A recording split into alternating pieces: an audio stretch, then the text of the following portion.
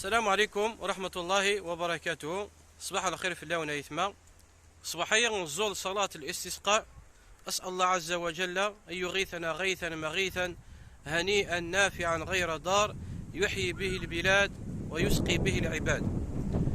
فكل عادة غيثما شك مرنزل صلاة الاستسقاء تسكرن دويكني غيها لشنولا ونسن هضرن في المؤمنين الخلص إيلان وساند دعانا رب العالمين طلبنا ربي العفو والمغفرة يواكنا ذي عفو ربي الذنوب والنار وغدفك ربي الهوى وخي حرمارك الخيريس الذكر وين إيلان تستوكين الزيت هذا يهضر في ماس إيلان يروح وخام ربي يزول يدعانا رب العالمين أكيني ظلنا قيم وليك يتشور ذا النفاق فلا يبارك شي غيما وليك يتشور ذا الإيمان الشيء اللي يخصن كان يماك الجماعة لو كان توسيطت لا تستجيب ربي وذكر وينك تظلنا راه كيني ظلتنا قيمة كثما قرين ولا القاع كان الله يبارك شي ذا نايمة الشيء كان يخصن لو كان طرنيت تكمل تزول تزيد النوع بالك غادي يستجيب ربي وهلم جرى غيثما فدنا في يثما للاسف الشديد ويكني غير لنا طارنسين قبل ويكني غير يهضرن في المؤمنين فغوسن سحسيس مالا غيثما وياك هي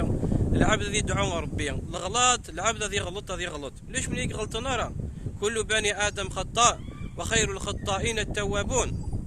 فغنكني نروح الجامعة نزول ندعى رب العالمين يواكن هذي عفو رب العالمين ذنوبنا واكن ولا ذكين وين غيثما لان تشيمي ذري من العباد ضر ما يثمثن وين تاع تسبب ما يثمثن وين ولا ذكين وين غيكون يعفو ربي غيكون دير ربي وبريد صواب لعله وعسى ان شاء الله.